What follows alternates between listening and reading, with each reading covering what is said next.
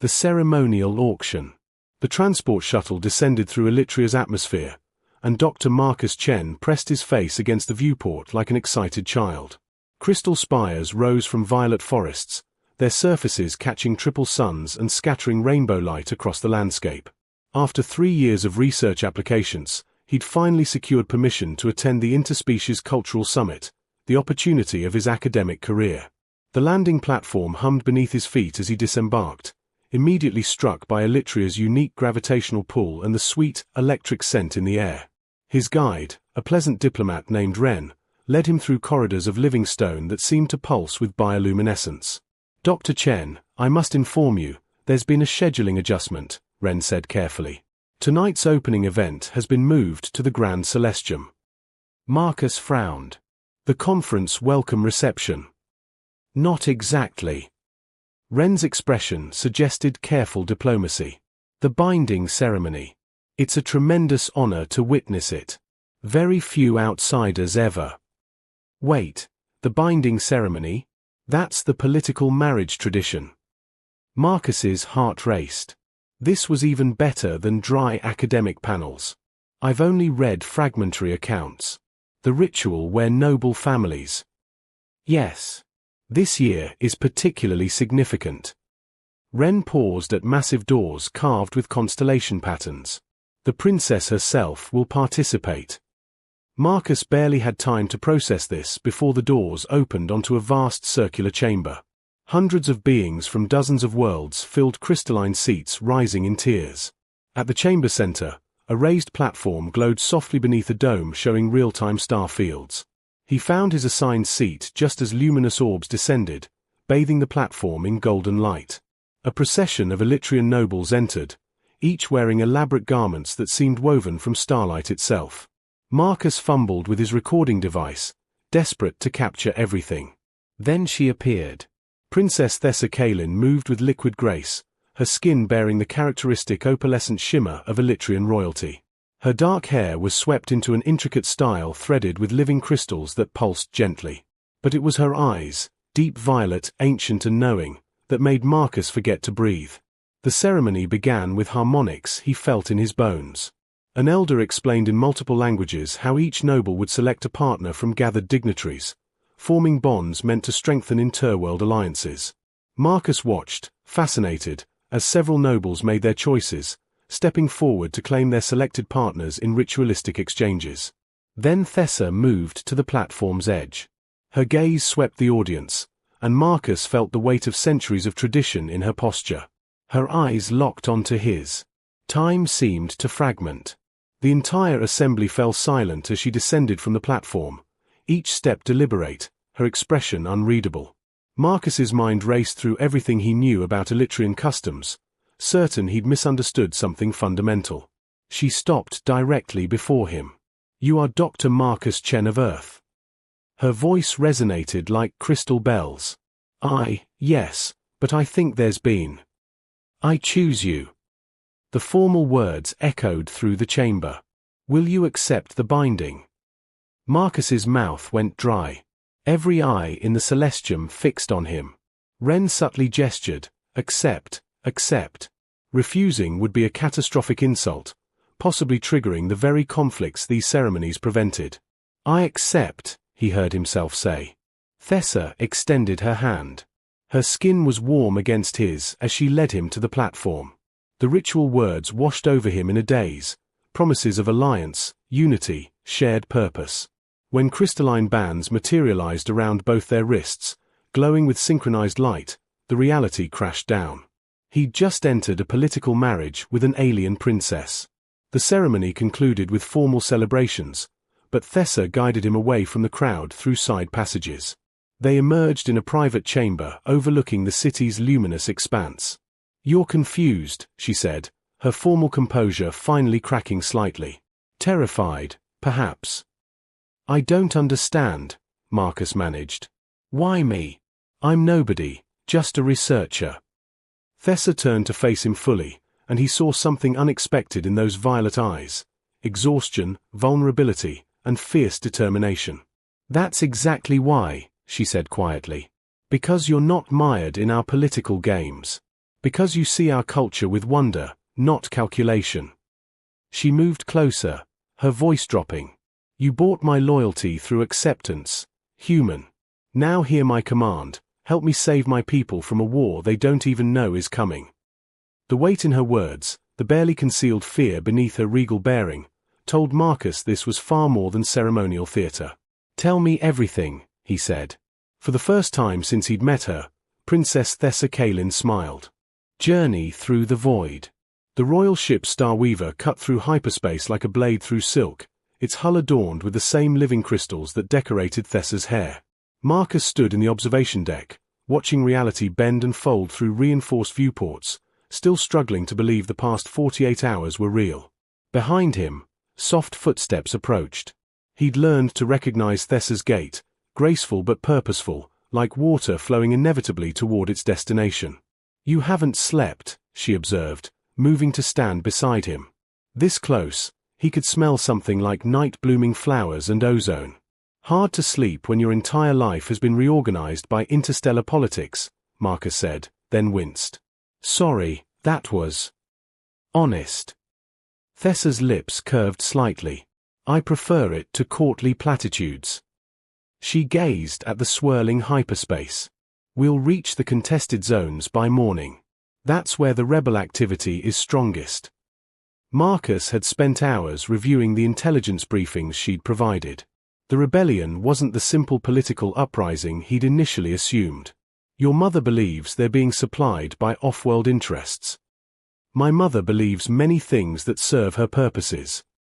Thessa's voice carried an edge. The Empress sees conspiracies everywhere except within her own council. Before Marcus could respond, alarms shrieked through the ship. The deck lurched violently, throwing him against the viewport. Thessa caught his arm, steadying him with surprising strength. Battle stations. The captain's voice echoed through the corridors. Rebel ships dropping from hyperspace, direct intercept course. They raced to the bridge, where holographic displays showed 3 unmarked vessels converging on their position. Energy weapons lit up the void, and the Starweaver shuddered under the assault. Shields holding at 60%, the tactical officer reported. But we can't outrun them, their ships are faster. Emergency Protocol 7, Thessa commanded. Drop us into normal space near the Salvara Nebula. We'll use the radiation fields to mask our signature. The transition from hyperspace felt like being turned inside out. Marcus gripped his seat as stars resolved around them, along with the swirling purple and gold clouds of the nebula. Another impact rocked the ship. Shields at 30%. Primary engines damaged. Thessa's jaw tightened. Take us deep into the nebula. Engineering, I need damage assessments immediately. The next hour blurred into crisis management. The attacking ships broke off pursuit at the nebula's edge, apparently unwilling to risk the radiation, but the Starweaver had paid a heavy price. Marcus found himself following Thessa through damaged sections, her earlier regal composure replaced by urgent efficiency. In the engine room, sparking conduits cast dancing shadows across her face. The chief engineer, a gruff Elytrian named Davrik, shook his head grimly. The hyperspace motivator's crystalline matrix is fractured, Your Highness. Without replacement components, we're stranded here for weeks. We don't have weeks, Thessa said. Show me the damage. What followed was a desperate improvisation. Marcus, drawing on his anthropological knowledge of Elytrian crystal technology, suggested using the ceremonial binding crystals, including those fused to their wrists, as temporary resonators. Thessa immediately understood. It might work, Davrik admitted, but you'd have to maintain direct contact with the matrix during repairs. The energy feedback would be intense. Do it, Thessa ordered. They worked for hours in the confined space of the engine core. Thessa and Marcus pressed close together as they channeled energy through their binding crystals into the damaged systems. The resonance between them hummed through Marcus's bones, creating an intimacy that transcended physical proximity. He felt her determination, her fear for her people, her loneliness. Your hands are shaking, he murmured during a brief pause, covering her trembling fingers with his own. The feedback, she whispered, but her eyes told a different story. In this moment, stripped of ceremony and politics. They were simply two people trying to survive together. "I've got you," Marcus said softly, and meant it in ways that went far beyond the immediate crisis. The repairs took until deep into the ship's night cycle. When the engines finally hummed back to life, Davrik and his team discreetly withdrew, leaving Marcus and Thessa alone in the dimly lit chamber. Exhaustion and adrenaline had burned away pretense. "On Elytria," Thessa said quietly, "we have a saying, crisis reveals truth that courtesy conceals." She turned to face him, still close enough that he could feel the warmth radiating from her skin. "You didn't hesitate. Not when I chose you, not when our ship was attacked, not when I needed you in ways that weren't part of any political arrangement." Marcus's heart hammered. "Thessa." She closed the remaining distance, her lips meeting his with surprising gentleness. The kiss tasted like starlight and desperation, like loneliness finding unexpected answer. When they finally pulled apart, both breathing hard, her forehead rested against his. "This wasn't supposed to happen," she whispered. "The binding was meant to be strategic, nothing more." "What is it now?" Marcus asked, his hands finding her waist, feeling her pulse race beneath his touch. "Dangerous," she breathed. "Terrifying." Her fingers traced his jaw. "Real." They stood in the humming engine room, holding each other as the ship drifted through the nebula's glowing clouds, and Marcus understood that he'd crossed a threshold from which there was no return. This wasn't about duty anymore. The ship's intercom crackled. "Your Highness, we've completed temporary repairs. Ready to resume course to the capital." Thessa straightened, her regal mask sliding back into place, but her hand found Marcus's and squeezed. "Acknowledged. Set course for home." As they walked back through the corridors, fingers intertwined where no one could see, Marcus realized the most dangerous journey was just beginning. The Palace of Secrets. The Elytrian capital rose before them like a dream rendered in crystal and light. From the Starweaver's approach, Marcus watched spires that pierced the clouds, connected by bridges of solidified energy that pulsed with the planet's heartbeat. Despite the beauty, tension coiled in his stomach. Thessa stood beside him at the viewport, her expression carefully neutral. Since their kiss in the engine room 2 days ago, they'd maintained public formality while stealing private moments. A brush of hands in the corridor, whispered conversations in the observation deck, loaded glances across the bridge that made his pulse race. "The court will be watching everything," she murmured. "Every gesture, every word. My mother especially." "Your mother," Marcus echoed. Empress Vyara, a woman he'd only seen in diplomatic recordings, always calculating, always 3 moves ahead. "She's not what you expect." Thessa's jaw tightened. "She's brilliant, ruthless, and genuinely believes she's protecting our people. That makes her more dangerous than any simple tyrant." The landing ceremony was overwhelming. Hundreds of courtiers in elaborate dress filled the Grand Plaza, their clothing shifting colors like living auroras.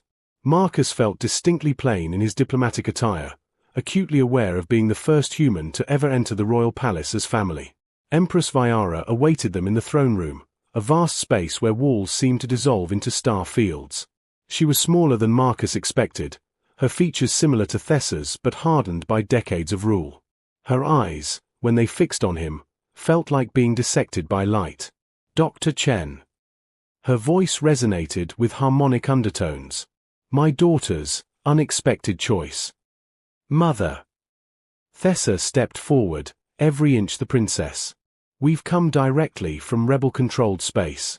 The situation is worse than reported." "Yes, I've read the captain's report. Unprovoked attack, damage to a royal vessel." Vyara descended from her throne, circling Marcus like a predator assessing prey. "Tell me, Dr. Chen, what do you know of Earth's mining operations in the Keteris sector?" Marcus blinked. "The asteroid mining?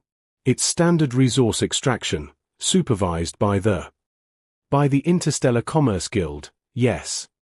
Vyara smiled, and it didn't reach her eyes. "The same organization funding your university's research programs. The same organization with exclusive contracts for certain rare elements found primarily in rebel-held territories." The implication hit Marcus like cold water. "You think Earth is involved in the rebellion?" I think Earth corporations see opportunity in Elytrian instability, Viara said. And I think your presence here, Dr. Chen, provides me leverage. She turned to Thessa. Well played, daughter. A human husband gives us diplomatic channels to pressure the Commerce Guild. Perhaps you've inherited more of my strategic thinking than I credited. Thessa's face remained impassive, but Marcus felt her fury radiating like heat. That's not why. Why doesn't matter. Viara waved dismissively. Results matter. You'll both attend the council meeting tomorrow. We're proposing new trade restrictions that will force Earth's hand. She looked at Marcus. Your government will listen to a human married into our royal family.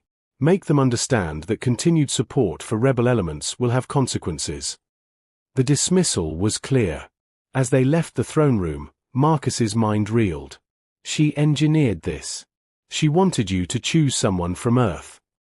Welcome to my world, Thessa said bitterly, guiding him through corridors of living stone. Every relationship is a transaction. Every connection has strategic value. I grew up believing that was simply how power worked.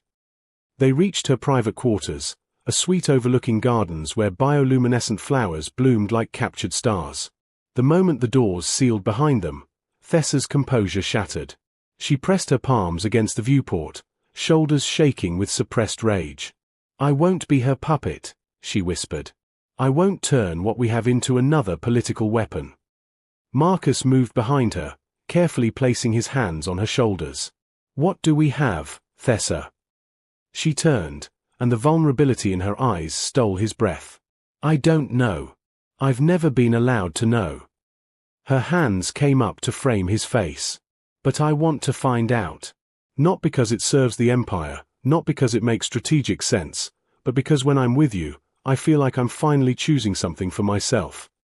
The kiss was different this time, deeper, more urgent, carrying weeks of denied wanting.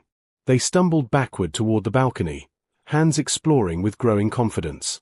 When Thessa's fingers found the fastenings of his jacket, Marcus pulled back just enough to meet her eyes. Are you sure? I've never been sure of anything in my life, she admitted. Except this. Except you. They came together in the garden's soft glow, shedding formal attire and political masks along with their clothes. Marcus traced the opalescent patterns that marked Thessa's skin, discovering she was warm and responsive and utterly alive beneath his touch. She gasped when his lips found the sensitive hollow of her throat, her fingers tangling in his hair. Marcus, she breathed, and his name in her voice was more intimate than any ceremony. They made love under alien stars, on cushions that smelled of those strange electric flowers, and Marcus felt reality reshape around them. This wasn't duty. This wasn't strategy. This was two people finding each other across the vast darkness of space. Afterward, wrapped in soft fabric on the balcony, Thessa traced patterns on his chest. My mother will try to use this against us. Then we don't let her. Marcus caught her hand, kissing her palm. We find our own path. There's something else. Thessa sat up, suddenly tense. The rebel leader, Kale Orin, has sent messages requesting secret meeting. He claims to have information about my mother's role in the conflict. Marcus absorbed this. Do you trust him? I don't know. But I think. She looked at him with those ancient violet eyes. I think my mother might be playing a deeper game than either side realizes. And I think we need to know the truth, whatever it costs. In the garden below, night-blooming flowers released their luminous pollen, and Marcus understood they stood at a precipice. Whatever came next would test not just their bond, but their willingness to sacrifice everything for something as dangerous as truth. Then we meet with him, Marcus said. Together. Thessa leaned into him, and in her embrace, he felt both infinite possibility and gathering storm. The rebel truth. The abandoned observatory sat at the edge of the capital's outer districts, its dome cracked and overgrown with crystalline vines that pulsed weakly in the darkness. Marcus followed Thessa through the shadows, his heart hammering against his ribs. They'd slipped away from the palace using service tunnels she'd explored as a child, leaving behind their security detail and any pretense of royal protocol. This is insane, Marcus whispered, though he made no move to turn back. Probably, Thessa agreed, her hand finding his in the darkness. But I need to know the truth. We both do. Inside, the observatory's main chamber stretched upward into darkness. Broken equipment littered the floor, and through the shattered dome, real stars, not projected ones, cast pale light across ancient star charts etched into the walls. A figure emerged from the shadows. Kale Orin was younger than Marcus expected, perhaps Thessa's age, with a characteristic Elytrian shimmer but bearing scars that marked him as a soldier. 3 armed rebels flanked him, their weapons lowered but ready. Princess Thessa. Kale's voice carried bitter amusement. You actually came. And brought your human pet. Husband, Thessa corrected coolly, though Marcus felt her fingers tighten around his. You promised information, Kale. I'm here because I remember when you were my brother's closest friend, before your mother had him killed. Kale's words dropped like stones into still water. The silence stretched impossibly. Marcus felt Thessa go rigid beside him. That's a lie, she said, but her voice wavered. Kale gestured to one of his companions, who activated a portable holographic projector. Images flickered to life, communications logs, financial transfers, intelligence reports. Marcus's research training kicked in, analyzing the data even as his mind reeled. Your brother Prince Daveth didn't die in a transport accident, Kale said quietly. He discovered what I'm about to show you. He was going to expose it, so Empress Viara had the transport sabotaged. No. Thessa shook her head. My mother wouldn't. Your mother has been orchestrating the rebellion from the beginning. Kale's projection shifted, showing more documents. She's been funding both sides, Princess. Creating conflict to justify military expansion, emergency powers, trade restrictions. The war isn't real, it's theater designed to consolidate her control. Marcus studied the evidence with growing horror. Financial trails leading back to shell corporations controlled by the Empress. Communications showing her agents provoking rebel attacks. Supply manifests revealing that weapons on both sides came from Imperial armories. The Earth connection. Marcus asked hoarsely. Real, but not how she claims. Kale pulled up more data. She's been secretly selling Elytrian technology to Earth corporations in exchange for materials needed for her military build-up. When your commerce guild started asking questions, she needed a scapegoat. The rebel threat gives her justification to crack down on anyone investigating her dealings. Thessa staggered, and Marcus caught her. Her face had gone pale, opalescent patterns flickering erratically across her skin, a sign of extreme distress. Daveth tried to stop her, Kale continued, his voice softening. He believed in real peace, in honest alliance. That's why I followed him. When he died, I had to choose, serve the woman who killed my prince, or fight for what he believed in. Why tell me this now? Thessa whispered. Why not just publish everything? Because we need proof she can't deny, and it's locked in the Imperial vault. Only royal blood can access it. Kale met her eyes. Daveth trusted you, Thessa. He said you had our mother's brilliance but our father's heart. I'm gambling he was right.